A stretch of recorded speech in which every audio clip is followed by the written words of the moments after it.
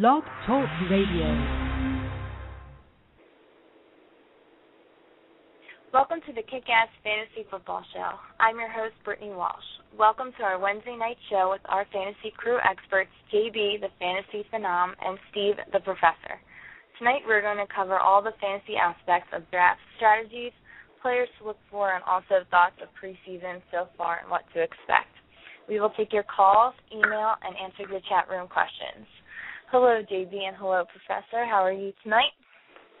I'm doing great. I lost my partner in crime, Dr. Don, apparent to a new job, so I've got the Professor filling in for me tonight, which I definitely appreciate. And thanks, Professor, and welcome.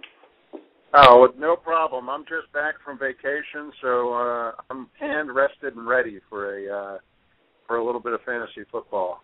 So let's jump right in. Sounds good. All right. So our first topic we have is players that are falling in the draft that you think. Well, Professor, you want to take that away, or? Yeah, I can start there. I mean, the big dropper this week has got to be Ryan Matthews with the injury to his collarbone. He has slid out of the first round. His ADP is down at the bottom of the second round right now. It looks like he's going to miss at least the first couple weeks of the season. Collarbone's typically a 6-week recovery, so Ryan Matthews is sliding down. Now, if you've got a draft strategy where you're drafting players that are going to come on in the second half, Ryan Matthews might turn out to be a bargain play for you, but you're still looking at paying a third-round price if you want to get him. Yeah, no, I definitely agree there. That hurt him. It hurt the team. It's they're calling him. They're saying that there's a slight chance he may be ready for week one, but they're not going to let him decide. That's definitely going to be a doctor/coach call. But yeah, what a blow to fantasy players everywhere and the San Diego Chargers. I mean, that's devastating to lose a player of that caliber in the preseason. I would have to say though, one of the biggest names that floored me was Jason Witten.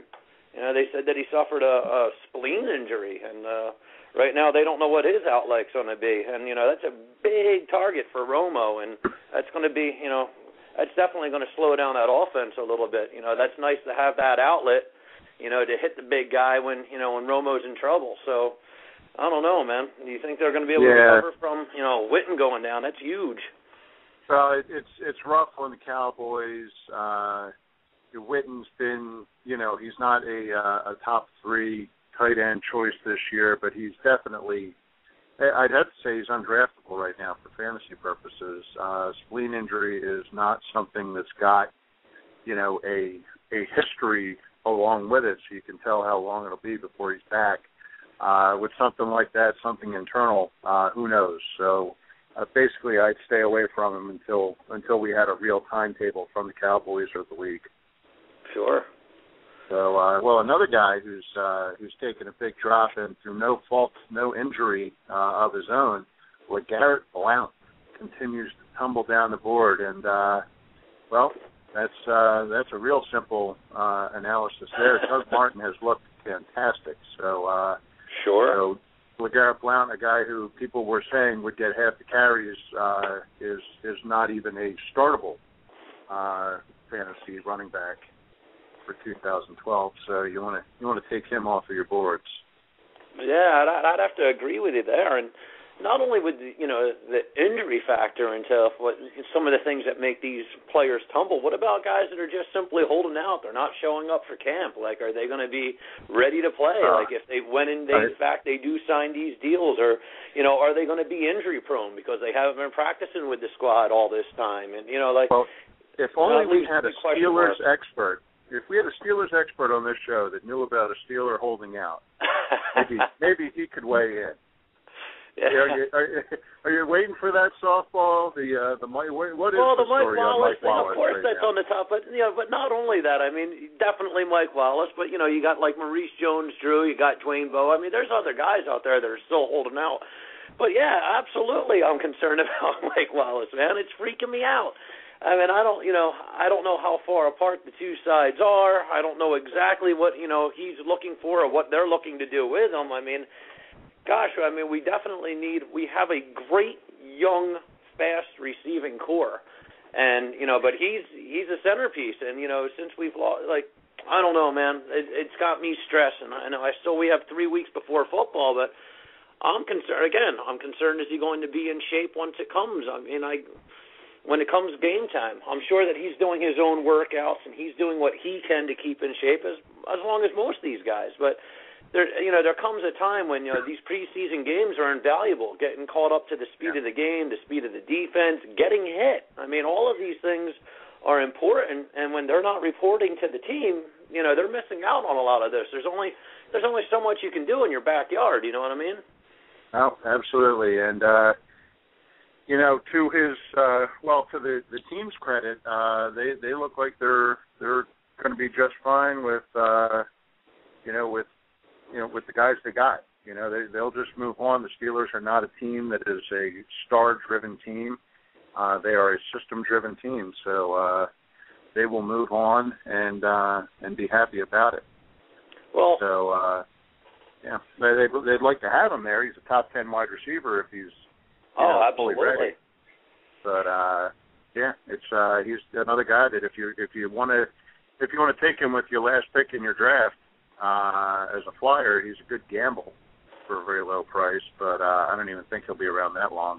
People start gambling. Where do you think people will take him just on the odds that he might come back at some point during the season? Oh, God. Well, I mean, it's all going to depend when your draft is. I mean, people that are drafting this weekend, I mean, that's, it comes a waiting game. But, we always draft towards right before the first game of the season. I'm in a league where we don't draft until, the 26th or 7th of August this year, so I'm really hoping he's back before then.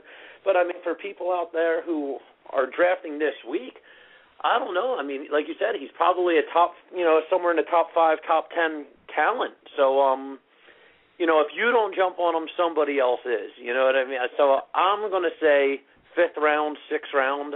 You roll the dice and you hope, and if you get a guy like that in the 5th or 6th round and he winds up playing a full season, you could have the steal of the draft right there. Oh, absolutely. He would definitely be far more valuable than a 6th round pick. And there were people last year that were taking Arian Foster, knowing that he was going to be out a number of games, and he went on a tear the second half of that season, the likes of which we've never seen. So, absolutely. Mike Wallace is going in the 4th round right now. As the 13th receiver off the board. So while his stock is down below top 10, they've still got him as a borderline receiver number 1. So not as much of a bargain, but it depends on the draft that you're in. Sure. And then another guy that I'm kind of worried about is, we know that Redmond's going to be carrying the rock for us Steelers guys out there for Mendenhall while he's recovering, and it seems like he's day-to-day right now. I'm not really sure what he did, if it was headed, but I think Redmond's a little dinged up himself. So, Steelers. He is, and they're worried about him being ready for the start of the season. We're still waiting for an analysis on just exactly how long he'll be out. But right now you're looking at Jonathan Dwyer as your starting running back in Pittsburgh if Isaac Redmond isn't ready. So, wow, that's scary to me. Yeah. Well, I mean, Dwyer's got some good skills. I mean, he's not awful, but you would have to think that, you'd have to think that they're really upset that Cedric Benson signed up in Green Bay. Sure. Absolutely. That would have been a guy that they would have immediately jumped on if they were looking at not having Redmond and not having Mendenhall. So, and speaking of Benson to Green Bay, Jonathan Starks takes a big hit in his draft value. He's starting to slide down the boards. You'd look at Cedric Benson. He's a guy who he's not, a star power guy anymore, but he can bang for yards, and that's something that Green Bay has not been able to do with their running back by committee last year. So I was going to say Starks was sliding when he was healthy, so yeah, So yeah, I mean it's looking like Benson might be quite valuable up there as somebody. particularly for somebody they're getting just a few weeks before the regular season starts. So, absolutely. So that's another one that sees his value dropping, and a guy who saw his value rise. Well, I think, you know what? I don't want to jump to the drops. Shall we do the drops? Well, why not? You know what? We can talk about that when we come back out of the breaks. We can talk about some players maybe on the rise. You know what? We are at break time. Brittany, you ready for it? Yes. Yeah, we'll be back with players on the rise. But for right now, we'll take a quick time out for a word with our sponsors. Are you good at fantasy football? Are you used to winning your fantasy league? Now put your fantasy skills into the ultimate test by playing against the rest of the world with Fantasy Football Evolution. Draft your team and then manage it through a 10-week regular season, a 1-week elimination round, and finally, if you're good enough, a 64-team tournament that will determine the first ever Fantasy Football Evolution champion. The winner of Fantasy Football Evolution receives $25,000, cash prizes paid to the top 16 players. Visit www.nextgenffe.com for more details. The only way to know if you're the best is to play against the best. Are you good at fantasy football? Are you used to winning your fantasy league? Well, now put your fantasy skills and savvy to the ultimate test by playing against the rest of the world with Fantasy Football Evolution. Fantasy Football Evolution is the first ever worldwide fantasy football competition. The winner gets $25,000. Go to nextgenffe.com to sign up today. The only way to know if you're the best is to play against the best. Fantasy Football Evolution at nextgenffe.com. Don't let your fantasy issues become a reality. Fantasy Judgment is the premier dispute resolution service for all fantasy sports leagues. Led by attorney Michael Stein, the Supreme Court of Fantasy Judgment will resolve any and all issues or conflicts that arise in fantasy leagues. This includes disputed trades, collusion, abuse of power by league commissioners, lineup and roster errors, draft issues, score discrepancies, and interpretation of league rules. We alleviate the burden for league commissioners and allow everyone to focus on winning their leagues rather than arguing over disputes. Visit www.fantasyjudgment.com. This fantasy football season, be sure to check out Power Play Fantasy Sports, featuring free and pay-to-play fantasy football games with huge cash prizes. Power Play Fantasy Sports is your home for the 2012 fantasy football season. Visit the website powerplayfantasysports.com and use the promo code KICK to receive 20% off your entry in the Power Player Fantasy Football League, featuring a $5,000 grand prize. Again, that's promo code KICK. If you know football, this is the game for you. Visit PowerPlayFantasySports.com today.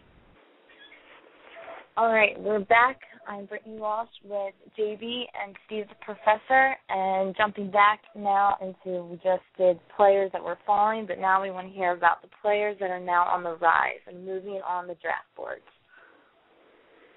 All right. Well, Steve, I've been giving this a lot of thought, Professor, and there's players that we definitely have seen due to injuries or due to circumstances, and we actually seen them, going up the draft boards.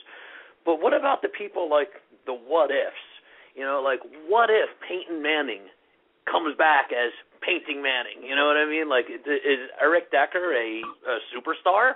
What does that do for Demaryius Thomas? Like, what about players, who are look at, Washington Redskins with RG3, taking over the helm, or with, the Colt situation. What about players like that? Anybody who's, that you're really just anticipating that they're going to do well because of new surroundings? Well, I got a guy who is the only old guy, and everything else around him is new, and I think that's going to make his season take off. And he's starting to creep up draft boards. Reggie Wayne. Yeah. New quarterback. He is the only proven pass catcher out there in Indianapolis. Andrew Luck has impressed in the preseason so far. I think Reggie Wayne is a guy who is really fallen off the radar, fell off the face of the earth last year. I'd be happy with him as a cheap wide receiver too, and I'd love him as my third receiver on my fantasy team. Yeah, I hear you, but you're right. When Painter had the helm, he didn't even look his way, and I think there were games where he would target him once or twice the entire game, and what a talent to just sit there and not even have a ball thrown his way all last year. You're right. Maybe he's rested. Yeah, He rested. Like the rest of the league's banged up, and he's healthy as can be, I would imagine. Yeah.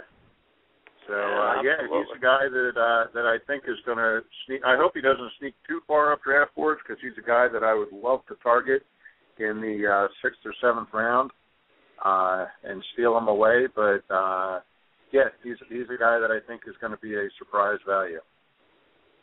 Well, no, absolutely. I could definitely see that. What do you think?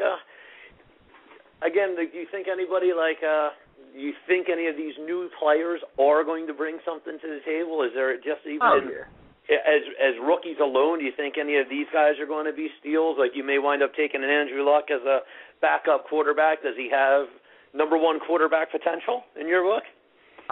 He would be an interesting play as a backup, and he's a guy that you can get super cheap.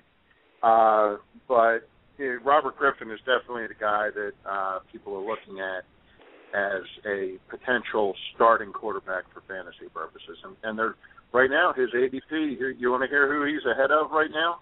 He's ahead of Ben Roethlisberger.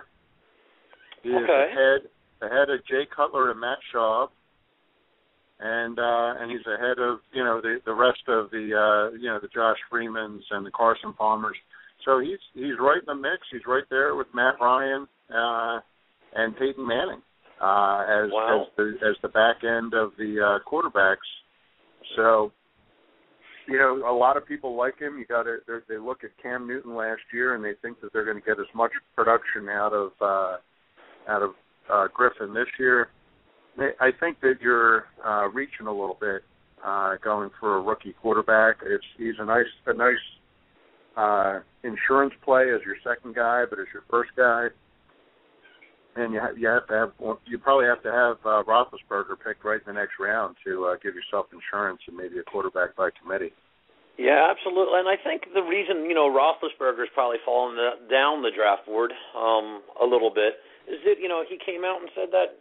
He tore a rotator cuff, and he didn't do anything about it on the off season. I mean, that was big news to a lot of people, But even before that, you had Mendenhall out, you had Mike Wallace holding out. It definitely looked like we lost Hines Ward. And you've got Todd Haley coming in, who is a run first guy with that offense. So. There's a few things that are contributing to that, but I think if they continue to have these running back issues, Roethlisberger's a guy that might turn into a steal, because if they can't run the ball, they got to pass it, right? Yeah, absolutely. And hopefully with the new help they got on the line, maybe we all know if you give that guy some time, and if not, he'll find a way to make time. And he seems to do his best, when the plays have times to develop, and sometimes the defense starts to break down because he can extend the play so long. I'm sorry? In our chat. We have a question in our chat room right now. Someone is asking. Yes, he says, I'm in a 14-team, 1-point PPR redraft league and have the last pick in a snake draft. Would you stay away from R. Matthews and D. Murray in the first two picks? What about McFadden or MJD there if available? And he says if it's too much risk. You know what? If I'm picking at 14 and I've got McFadden and Maurice Jones-Drew in front of me, I'm taking them both. Those guys are both, they're at the 9, 10, 11 spot on my board. So, there's some risk attached to them. But, man, if McFadden is healthy and plays, he's potentially a top 3 guy. And, you can't – the other options you have there, the other options you might be looking at would be Forte as a little bit safer bet. If you're stuck in that 14 spot, swing for the fences. Sure. No, absolutely. I agree. When I love the last pick in the draft. I know you had a little bit. We'll talk about that probably a little bit later on, some of the experimenting you want to do. But when I had the double pick there, my personal draft strategy is generally go for a flyer and go for someone proven. I like all 4 of the people that he mentioned. All 4 of them seem to have a little bit of a risk going for them. The upside on all of them is phenomenal, but due to injuries, due to holdouts, due to whatever their circumstance may be. But I would be more inclined to take a Jones-Drew or take a McFadden there. But then I would also solidify it. Like if there's a top receiver still there, if maybe a top quarterback falls to that spot as well, I think I would shore it up. I would take one guy that I, in my heart feel I can count on. And then, of course, if one of those guys are there, you have to take them. Because if you don't, somebody else will. And well, I don't think all four of them will be there come the 14th pick either. I'm in the middle of writing an article for the site, and I guess I'll spill the beans on it a little bit early. My article is about grouping, and one of my primary draft strategy is tier-based drafting. So if I have 5 quarterbacks that are all going to score about the same, I don't care which one of the 5 I get. I just want one of the quarterbacks in that tier. Well, after you get past Calvin Johnson, Larry Fitzgerald, the wide receivers really start to blur together once you get to about 4 and 5. So if those 2 guys are gone when he gets to 14, he could jump and he could take Roddy White there. But there's guys you could get wide receiver 14. And let's see who that is. You could get Steve Smith, Des Bryant, Marquez Colston. Vincent Johnson, maybe, sure. Yeah. 3 rounds later, and you know what? Their points per game are almost identical to the 5th guy. And there's a long stretch, and this is a year where wide receiver is deep. There are about 28 good guys, but there's not a lot of difference between number 5 and number 28. So if you need value, look at another position that late. Unless Calvin Johnson's there or Larry Fitzgerald is there, I would say either take the swing at Drew Brees or stack up those two running backs, and you've got potentially 2 top 10 guys that can play like top 5 guys when they're healthy. Absolutely. So it's not a great spot. And we'll get into my tight end thing later. So crazy. All right, are we due for a break, Britt? Yeah, because you know what? When we come back, we'll talk about draft strategy. So I guess we'll probably hopefully have more callers and questions about that. So, all right, we'll take a quick break, and when we're back, we'll talk more strategy. Great.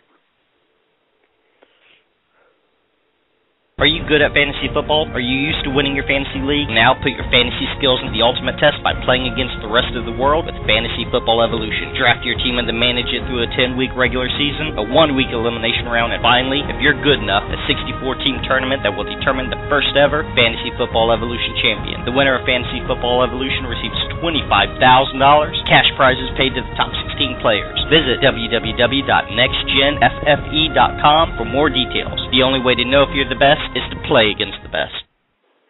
This fantasy football season, be sure to check out Power Play Fantasy Sports, featuring free and pay-to-play fantasy football games with huge cash prizes. Power Play Fantasy Sports is your home for the 2012 fantasy football season. Visit the website PowerPlayFantasySports.com and use the promo code KICK to receive 20% off your entry in the Power Player Fantasy Football League, featuring a $5,000 grand prize. Again, that's promo code KICK. If you know football, this is the game for you. Visit PowerPlayFantasySports.com today. Don't let your fantasy issues become a reality. Fantasy Judgment is the premier dispute resolution service for all fantasy sports leagues. Led by attorney Michael Stein, the Supreme Court of Fantasy Judgment will resolve any and all issues or conflicts that arise in fantasy leagues. This includes disputed trades, collusion, abuse of power by league commissioners, lineup and roster errors, draft issues, score discrepancies, and interpretation of league rules. We alleviate the burden for league commissioners and allow everyone to focus on winning their leagues rather than arguing over disputes. Visit www.fantasyjudgment.com. Are you good at fantasy football? Are you used to winning your fantasy league? Well, now put your fantasy skills and savvy to the ultimate test by playing against the rest of the world with Fantasy Football Evolution. Fantasy Football Evolution is the first ever worldwide fantasy football competition. The winner gets $25,000. Go to nextgenffe.com to sign up today. The only way to know if you're the best is to play against the best. Fantasy Football Evolution at nextgenffe.com. All right, guys, we're back with our Kick-Ass Fantasy Football show tonight, and I want to take a quick moment to talk about an awesome deal that's going on right now. We have to become a member right now up to August 31st for only $9.95. It is half of our normal price, so definitely get on that before August 31st. All right, guys, we're talking now about draft strategies, and what can you tell our listeners tonight? Well, Professor, I want to hear what you hinted to me about something that you would have if you were maybe in our last caller's position at the end of a snake draft, and I'd like to hear what your thoughts are on it. Well, that's more of a tactic. And I'll get into it a little bit though, and it's probably not something that I would do. In my I've got the first pick, so I'm not going to have the opportunity. But if I had the 12th pick in a 12-team league or the 14th in a 14-team league, like the caller did, there are 8 guys that. What I do with my projections is I figure out how many points per game a player is going to produce on average. So, you get Calvin Johnson cranking out 16 points per game, versus the average wide receiver for fantasy purposes. And that differential, 4.5 points, 5 points, gives me how valuable Calvin Johnson's going to be. And that's a reason that he is a top 5 pick, in my opinion. Well, there's 8 guys that have a very large point per game differential, and 6 of them are gone in the first 9 picks of the draft. Everywhere. You will not get your hands on Arian Foster, Ray Rice, or LaShawn McCoy. You will not get your hands on Aaron Rodgers, Calvin Johnson, or Tom Brady. So those 6 guys are long gone by the time you're picking at 12. Who are those other 2 guys that give you a big points per game advantage? Well, by my projections, by the commission's projections, heck, even by the ADP that gets generated by a number of websites, Jimmy Graham and Rob Gronkowski are those other 2 guys, and they are both there for you at that spot. Now, if you've got a league where you can play a tight end as a flex, and if you've got a flex player, typically they do let a tight end go there, you can get a 5-point advantage out of Jimmy Graham over the average tight end, and another 5-point advantage at your flex spot out of Gronkowski at playing flex, and they cover each other's bye weeks. So what you've got is you've got a little machine. Wow, not to mention a big middle finger to the rest of your league. Yeah, well, that's the thing. You draft a tight end at 12 or 14, the last pick of the first round, you're going to get somebody's going to laugh at you. Sure. Absolutely. When you pick the other tight end, the only 2 that are really draftable in the first 5 or 6 rounds of the draft, when you take him with the 13th pick or the 15th in the 14-team league, everybody is going to be extremely pissed because they were waiting to take Gronkowski at the back end of the second round or the beginning of the third round, which is where you take Tony Gonzalez 7 years ago, Antonio Gates 3 years ago, hell, Shannon Sharp 20 years ago. Yeah. So, but not to mention, if you have one tight end that breaks the game, they put up wide receiver-like numbers. So why not? Yeah. I mean, not only like you're saying at the tight end position, you've got an advantage over the rest of your league, but the guy that you're now playing at a flex, he's going to put up wide receiver numbers for you anyway. That's something that you would be playing at your flex spot anyhow. So right. I think it's definitely interesting. Plus, you're robbing 2 of those players from the rest of your league. Right. So there's 8 guys with game-breaking advantage in points per game, and 2 of them are tight ends, and the other ones are all the other 6 of them are gone usually in the first 8 picks. Sure. So if you're at the back end, you could take the 2 running backs that I talked about, and if you're a lower risk guy, those guys are there. But Larry Fitzgerald, we don't know who his quarterback's going to be. I'm looking at guys that are in that neighborhood of the board. Sure. Drew Brees is probably a guy that I would take ahead of either of those tight ends. But even he's got a situation where you don't know what his quarterback or his coaching situation is going to be. Trent Richardson's a rookie. Ryan Matthews is injured. Darren McFadden has an injury history. Maurice Jones-Drew has had a long holdout. You're looking at maybe reaching and taking a Matthew Stafford, or rolling the dice on one of these guys that's either a rookie or an injury risk. So, that's back of draft strategy. Like now, you said that in the one league you have the first overall pick. Now, now let's flip the script. If you've got one of those 1, 2, or 3 position picks, do you have it set in your mind who you're going to grab if they're there, or does it depend on, league scoring more to you? Like if a quarterback gets 6 points per touchdown, would you be more apt to take a quarterback there over a running back? And is there a wide receiver who would crack the top 3 in your picks? My philosophy is that nobody wins the league with their first-round pick, but a lot of people lose their leagues with their first-round pick. So Jamal Charles and Adrian Peterson are the prime examples from last year. So I look.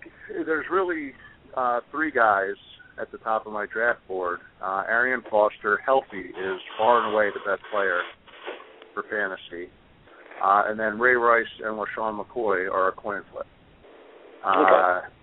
So I'm going to take Ray Rice at that number 1 spot. If my draft was today, there's 3 weeks, and things may change, and there's 3 weeks till the draft. My draft with the commish, Henry, till that one comes along. But right now, I'm going to take Rice, and I'm going to be happy. And I had the first pick in that league last year too, and I took Rice, and people were shocked because he was number 4 on most people's boards, and I took him over Charles, over Peterson, over Foster, and I don't like to take a high-risk guy in the first round. I will take the other half of my draft strategy is called lottery tickets. Which people have been reading on the site in previous years or listening to the shows. I love to find a guy. DeMarco Murray was one last year. Cam Newton was a guy that I said was a lottery ticket. What you do is if you have you only staff your bench with the absolute guys that you need, and every other spot you got to put somebody that could be a huge play in those other spots. And if one of those lottery tickets hits, you can trade away your stud and play your lottery ticket because Victor Cruz has all of a sudden become a fantasy star out of nowhere. Or you trade away the lottery ticket because everybody's real excited about DeMarco Murray or Victor Cruz or Cam Newton. So it's almost a stock market hedge fund approach where you have your dividend-producing stocks that are boring like Ray Rice, and then you put a bunch of penny stocks in there that you hope can go off, and the only thing you're wasting on them is a 14th, 15th, or 16th round pick. Sure. Well, I think everybody. Well, when you get to that late in the draft, I think everybody's looking to find that diamond in the rough. I'm more interested in the guys in the middle of the draft. That 7th, 8th, 9th round. That's where I think a draft is won or lost. I really do. I mean, the first 3 rounds of any draft, they pretty much run themselves. The same 30, 40 guys are always the same 30, 40 guys taken. It's those picks from 50 through 90. That's where if you pick good in your 6th and 7th and 8th round draft, that's where I think the drafts are won. Well, now if you picked in the 5 spot in the draft. So those top 3 running backs are off the board. Aaron Rodgers is off the board. Everybody, I think the assumption pick here is Calvin Johnson, right? Yeah, Calvin Johnson, maybe grab another quarterback. Again, depending on your league scoring. See, I think people underestimate when in leagues that allow 6 points for a quarterback's passing touchdown. You're crazy if you're not one of those guys with one of those top 3 quarterbacks. You're absolutely wacky nuts because you have to. I disagree, but go on. I'll wait a second. Finish out your thought. Okay, well, you're talking about guys with, one of the points you were brushing on, and you said, you look at the point differential. Well, you look at what Aaron Rodgers did last year, what Tom Brady did last year. Hell, throw Cam Newton into the mix with all the rushing touchdowns that the guy produced last year. You look at your top 3 or 4 quarterbacks, and then you look at the rest of the field. These guys are scoring anywhere from, 50 to 100 more points over the course of a season over the average quarterback. I mean, that's huge. You're giving yourself an extra 8 points a week. That's I think in the right situation, going after an elite quarterback, to me, it's a must. But okay. I would like 2011 quarterbacks. You ready? Yeah. Hold on. Okay. So in 2011, Drew Brees, Aaron Rodgers, Tom Brady had years where they scored. They scored tremendously over what the top 3 did in 2010. So question 1 was 2011 an aberration statistically? Because 3 guys broke the yardage passing record, the previous yardage passing record last year. So right. You have to keep that in mind as well. Well, but that's the question, is that a trend or a blip? Okay. And it's most likely a blip, because when there have been years like when Tom Brady flirted with the touchdown record, or when Dan Marino set the yardage record, those years were blips, and they regressed to the mean. That's another statistics-based article that I'm writing. But in previous years, the difference between quarterback 1 and quarterback 7 was a total of 50 points, which is less than 3 points a game. Okay. Or it's just a smidge over, actually. It's 3.1 points a game. Last year, those top 3 guys scored 100 points. All 3 of them scored 100 more points than Eli Manning and Tony Romo, who were the 6 and 7 guys. So now you're talking about 6 and 7 points per game. So, is it becoming more of a passing league? Are the changes in how you can hit the quarterbacks and the worries about concussions, is that reflected in these quarterback totals, or will they come back down to earth? So, or will those same 3 guys just come out and do exactly what they did last year? Do you see Tom Brady slowing down? Do you see Aaron Rodgers slowing down? I look at that too. I mean, these guys, if anything, take Aaron Rodgers. Look what Jordy Nelson did for him last year. Now, this is a guy that's coming back with yet another year experience, more time to work with him in an off season.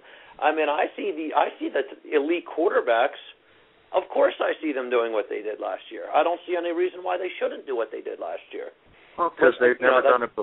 They've never done it before. That's the counter argument. Nobody's had the only guy that scored over 400 fantasy points in the last 5 years is Aaron Rodgers at quarterback. Yep. And then all of a sudden in 2011, there were 5 guys that scored over 400 in standard. I think Arian Foster was one of them, wasn't he? Quarterbacks.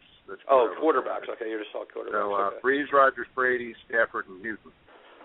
Okay. And so those 2 guys are the next tier down, and then you've got that third tier of Manning, Romo, Ryan, Rivers, those guys. So, but back to the 6 versus 4. So, okay. So, Drew Brees, Aaron Rodgers, Tom Brady, all with 39 or more touchdowns, and then Matthew Stafford at 40 as well. A bunch of guys in the 30s. If they're 6-point touchdowns or 4-point touchdowns, it's still the same number. You're comparing. You're just multiplying the number by 4 or by 6.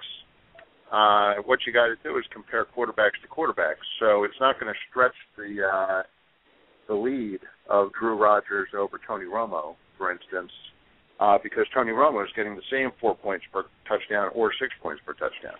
No, I understand that. There's something. Okay, if you take one of the top 3 quarterbacks, you have a 1 in 3 chance now of having the guy on your team that is going to score, bar none, the most fantasy points in your league for the year.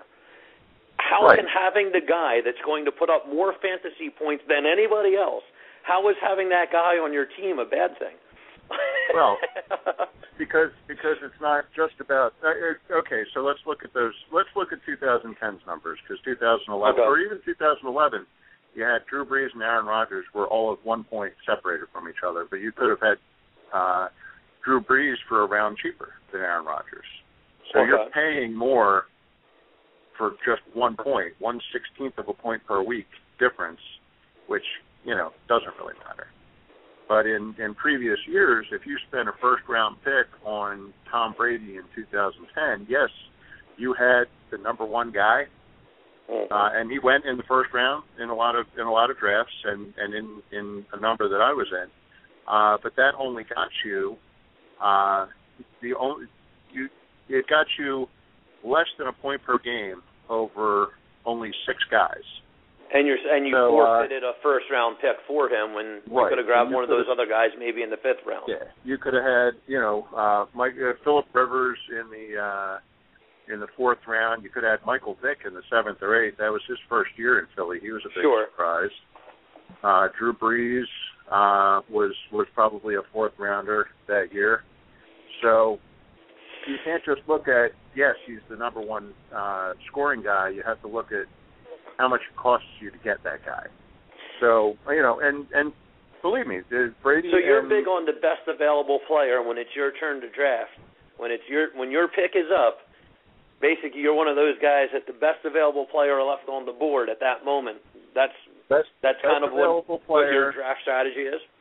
With the best available player based on their points per game differential over the rest of the median player at that position. So. Sure. If I want, running back in the first round, which is what I'm going to do, those 3 guys give me a substantial advantage over, RB7, who should be the median guy that people are starting at their first RB spot. Now, if I'm in the 2nd round, and I'm like our caller or our chat room question a few minutes ago, I'm taking. Darren McFadden, who's the median guy for the first round, for the first set of running backs. But if I'm taking MJD in that next pick, I've got the number 7 or 8 overall running back competing against what should be, a median who is 18 or 19. So MJD is going, even though he's only the number 8 overall, he's giving me a huge advantage at my RB2 position. And that's kind of where I was coming from with that tight end thing, that I'm getting a huge advantage at 2 positions. Absolutely. There. So, but after those premier guys are off the board, then you're playing a little bit of a chess game in those next 4 rounds, because, yes, you're taking best available player, but you're also looking at making sure that you'll be able to field 5 guys that, when you take the best available player in the 2nd round, you have to look at what's going to be there for you in the 3rd round. And in that first 5 rounds, you'll want to have 5 studs. And if you've got 3 running backs in those first 5 rounds, you've got a guy who's going to be on your bench if you don't have a flex position. So that's, the value there, you've potentially injured your value, unless you're a draft trade guy like the Commish is. So, well, will you fall into traps like when there's, say, the run on tight ends, or if you see that, a lot of receivers are going off the board? Do you ever feel pressure to take, like you might have had your eye on a player, and now it's your turn to draft, and that player's available, but you just saw a run on receivers. Will that ever sway you? Will you, try to grab a top receiver before they're all gone? And let the guy go that you really had your eye on? The only place that becomes an issue for me, and I've made that dumb mistake, and I'll probably make it forever, is in the 7th round, because I'm filling my starting lineup, and if I've waited on tight end and there's a run on tight ends, and I did that last year in another league, I had waited on tight ends. The run happened, and I was sitting there. I was waiting for Brandon Pettigrew or somebody who I had as number 10 overall, and he was gone. And I was actually starting a guy who was not a starting quality guy, and I picked him. I could have got him in the 14th round, and I took him in the 8th or 9th. Gotcha. Because it was, because I had a hole in the starting lineup, and I didn't have the discipline because you have to have a plan, and your plan has to be flexible because as the military historians will tell you, plan's only good until the first shot is fired. So absolutely, it applies to the fantasy football game too. As soon as somebody takes Aaron Rodgers with the first overall pick instead of Arian Foster or Ray Rice, you got 5 people scrambling because they were sitting there going, "Well, I guess I'm going to get Calvin Johnson at number 5." There's a sports twist on that quote as well. I don't know if you remember this or not, and I can't even remember his opponent, but Mike Tyson was getting ready for a fight. And they started talking about his opponent and how the opponent had watched him, and he was going to, and he had a game plan, and he was going to outbox him, and he had this plan. And Mike Tyson's response was, "Everybody's got a plan until they get punched in the mouth." I like that better. I like that better than my quote. Thank you. I will find that. I will use that. That's good stuff. Absolutely. That's a good one. So, you've got to have a plan. You have to not let yourself get trapped. You have to be able to, dynamically see that you're in the 7th round. You've got a quarterback, 2 running backs, and 3 receivers. And, that's what the point in that 7th round where you go, okay, you know what? I'm not wasting value in the 7th round getting this running back because he's going to start at least 2 games as my, covering my buys, and he's got upside, and this and that. So now you go shopping for those. The 5th and 6th round, you're kind of filling positions, and then in the 7th and 8th round, you're starting to look for. As you said, you're starting to look for those lottery tickets, those guys with a lot of upside. Starting rounding out your bench, yeah. And the guys that haven't filled a starting lineup are having to settle for LeGarrette Blount or whoever is next on their board at running back because they don't have a starter yet. Yeah. So the guy, if you've got a good plan, you can definitely punch the other guy in the mouth and have a better plan. So. Amen. All right. Well, on that note, let's take time and break our sponsors, and when we're back, we'll talk about the studs and the top players at their positions. Cool. Are you good at fantasy football? Are you used to winning your fantasy league? Now put your fantasy skills into the ultimate test by playing against the rest of the world with Fantasy Football Evolution. Draft your team and then manage it through a 10-week regular season, a 1-week elimination round, and finally, if you're good enough, a 64-team tournament that will determine the first ever Fantasy Football Evolution champion. The winner of Fantasy Football Evolution receives $25,000, cash prizes paid to the top 16 players. Visit www.nextgenffe.com for more details. The only way to know if you're the best is to play against the best. Don't let your fantasy issues become a reality. Fantasy Judgment is the premier dispute resolution service for all fantasy sports leagues. Led by attorney Michael Stein, the Supreme Court of Fantasy Judgment will resolve any and all issues or conflicts that arise in fantasy leagues. This includes disputed trades, collusion, abuse of power by league commissioners, lineup and roster errors, draft issues, score discrepancies, and interpretation of league rules. We alleviate the burden for league commissioners and allow everyone to focus on winning their leagues rather than arguing over disputes. Visit www.fantasyjudgment.com. Are you good at fantasy football? Are you used to winning your fantasy league? Well, now put your fantasy skills and savvy to the ultimate test by playing against the rest of the world with Fantasy Football Evolution. Fantasy Football Evolution is the first ever worldwide fantasy football competition.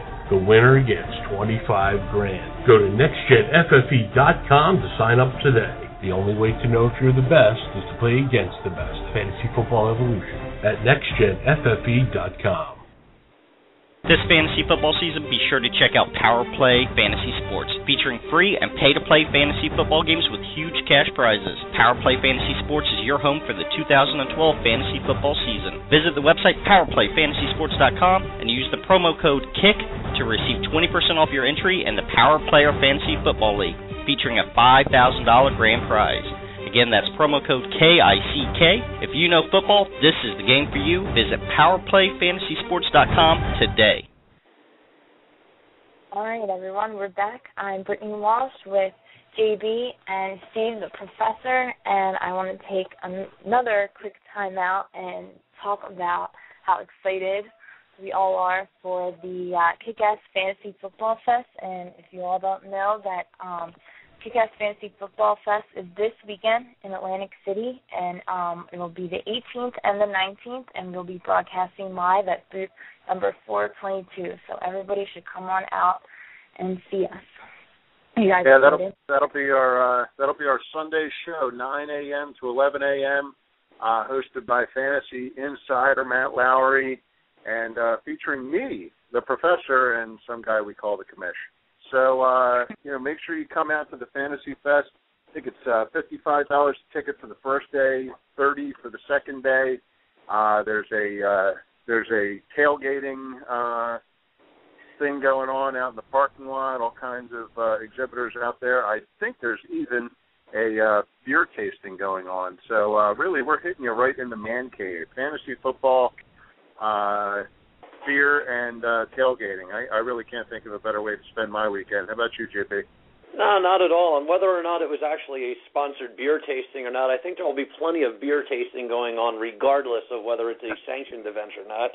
I think, you were mentioned, they kind of go hand in hand. You had a bunch of guys talking about a bunch of football, and it's just going to be a great time. I'm really looking forward to it. It's awesome that it's in Atlantic City this year, and we're able to, it's around the corner for it. It's our backyard. Hell, it's going to be a good time. I'm really looking forward to it. If you're in from out of the area, you can listen to us on 97.3 ESPN that Sunday morning and get a flavor. We're going to have loads of folks at the Fantasy Football Fest, everything from Joe Montana and Lawrence Taylor to some Eagles and Giants players that are active today. So loads of opportunities to get some signatures and get some tips on fantasy football, eat some good food. Cool. Yeah, that's awesome. Can't wait. All right, so we're now talking about the top players at their positions. Who do you think are the studs right now in the league? Okay, let's I guess this is how we're going to wrap up our show as well, right? We've got about 10 minutes left. Yeah. I think so, yeah. Okay. So, what do you think, Professor? The studs, the guys that we all know and love and the guys that are supposed to produce every year. There's always seems to be one or two that let us down. What do you think, man? Are the studs this year? Well, like I said, at receiver, there's one stud, and that's it, Calvin Johnson. You can make an argument for Larry Fitzgerald. If you're in a PPR league, you could certainly make an argument for Wes Welker.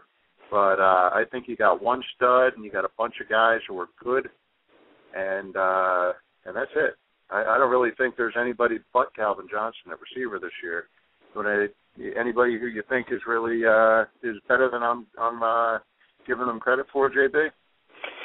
Well, there's a guy that's on my radar. Now, I'm not calling him an outright stud, but I think I'm going to reach for him if he's there, and that would be Julio Jones. I like what I saw out of the kid last year. He's big, he's fast, he's strong. He's got a quarterback that likes to put the ball in the air. I like him, but no, I agree. As far as studs, I might have to put Hakeem Nicks up in that category. Andre Johnson if he's healthy. But, he's been, as of late, Andre Johnson hasn't been very Andre Johnson-like. So, yeah, I definitely see the disparity in what you're saying. I mean, Calvin Johnson seems to be the only guy you can flat-out count on. And Fitz, as awesome as he is, you have to worry about who's getting the ball to him. So, right, yeah. Yeah. Yeah, it's tough. I agree with you. Julio Jones and Roddy White will see a lot more footballs this year than they did last year. I think they're going to move towards passing. It's a reason I like Matt Ryan a little more than most people at quarterback. Mm-hmm. But yeah, I mean, those after that you're into Brandon Marshall back on the Bears, Andre Johnson with injury risk, Hakeem Nicks with an injury, Victor Cruz, who could be a flash in the pan, Jordy Nelson, who's got to compete for balls with Greg Jennings. So, yeah, sure. it's definitely muddled after that point. But you know what? There are more than 20 guys in that next tier down. I mean, I like Des Bryant and Greg Jennings almost as much as I like AJ Green and Andre Johnson. So it's a big muddle there. Now, running back, we got to have some studs at running back, right? Oh, absolutely. Aside from the three that we picked apart, who's a stud? Who's a yeah. I don't. How about Mr. Dependability? How about the guy that's been doing it, which seems like forever, Steven Jackson? Steven Jackson. There you go. That's he's a guy that I'm targeting in a lot of second rounds. Okay. He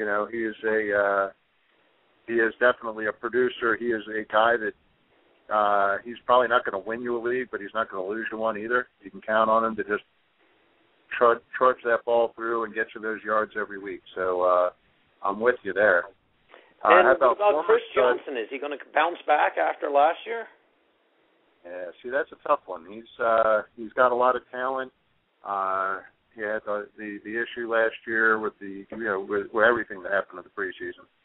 Sure. So, but he's another guy. I could see if I was in that middle second half part of the first round, I might have to look at him. Sure. Yeah, like if you've got the 8th or 9th overall pick and Chris Johnson staring you in the face, can you pass him up? I'd pass him up for Drew Brees. Oh, okay. I don't know if I'd pass him up for Trent Richardson or somebody, but yeah, it's really, I'm glad that I haven't so far, and there's only one draft I have where I don't know where I'm picking. I don't have any picks between 6 and 12. Everything's in the top half of the round. I know exactly who I'm getting. Well, yeah, so, you know your first round pick, but now it's just the anticipation of sitting there and waiting and watching the next 20 guys fall off the board before you get to say anything. That's the rough part about it. And Steven Jackson's a perfect example there. A guy you can get in the late half of the second round to complement Ray Rice or Arian Foster or LaShawn McCoy. So there's some studs. Now, here's one of the other big question marks at running back, Adrian Peterson. What do you do with Adrian Peterson? He's a stud through and through, but is he how much playing time are you going to get? Jamal Charles. Yeah. Top 4 pick last year, competing for time with Peyton Hillis this year. Sure. So, I think I question his work ethic, though. Yeah, I hear you. Hillis, that is, yeah. Outside of quarterback, this is one of those years where I think you can't tell who's going to win fantasy football leagues this year. Sure. In years past, there were guys who would come out of the draft and you would look at their team and go, that is a stacked team. This year, outside of quarterback, and a couple of running backs, you really could go in a number of different directions, and it's a crapshoot. 2012. Give me in your order. How do you rank? What are your top 5 quarterbacks? Give me your top 5 stud quarterbacks. Oh, my top 5 quarterbacks. Well, the top 3 are easy. It's Rodgers, number 1, with no question. I would take him in the top 5 picks. Tom Brady is a top 8 guy, and my next 2 guys are kind of jockeying at the end of the first round, beginning of the second round, Drew Brees and Matthew Stafford. Okay. So you like your passers? I think Cam Newton will come down to earth. Okay. I'll be honest. I think, but here's my number 5 guy. I don't have him a whole lot ahead of Eli Manning, and I like Matt Ryan to surprise this year and outperform. So he's a guy that I can, if I don't get a quarterback early, I can take later and feel comfortable with. But my top 5 are Rodgers, Brady, Brees, Stafford, Newton. Okay. Yeah, it's interesting. I think I have Newton at 4 though. That's the only difference. I think Rodgers and Brady to me are pretty much interchangeable as 1. I call them 1 and 1A. You may disagree with me there, but Tom Brady, he's just been doing it for so long. He's Mr. Consistency in my book, and I don't think you can ever go wrong with having Brady as your quarterback. And I don't know. I kind of like what Newton does with his legs, and I really think it's going to continue. I think that, it actually hurts the running backs, on that team, because you get down around the goal line, the guy's just got a nose for the goal line. You get him within, 4 or 5 yards, and he's going to get into the end zone one way or the other. If he don't do it by his arm, he's going to do it with his feet. So, he's such a huge red zone threat. We are pushing our 10 o'clock, so... Absolutely. Aside from Graham and Gronkowski, who I have in that order, I have Graham ahead of Gronkowski. Anybody else penetrate into that elite tight end for you? Elite. I mean, that's such a... Gates, right? I mean, you got to hand it to the guy. Yeah, well, you know what? There's not a lot of proven receiving ability in San Diego this year with the loss of Vincent Jackson. So sure. You really can make a strong argument that Antonio Gates has a strong season after a disappointing 2011, relatively speaking, disappointing. Yeah, I really think he could. He may be the Gates of old. Yep. Absolutely. But you know who I really like as an elite guy who's not getting picked as an elite guy? Vernon Davis. Frisco. Yeah. So I think he could break into the top 5, and he's going at about 10 right now. So at tight end. So certainly a guy that has the opportunity. Poor Brittany's got to be tearing her hair out. We're pushing that 10 o'clock number. All right, guys. Well, thank you so much. This concludes our Wednesday night show. Thank you, JB and Steve, the professor, for being a part of the Kick-Ass Fantasy Football Show tonight and for all your fantasy advice and comments. We hope everybody tunes in next week for our show. Good night, everyone. Okay, good night.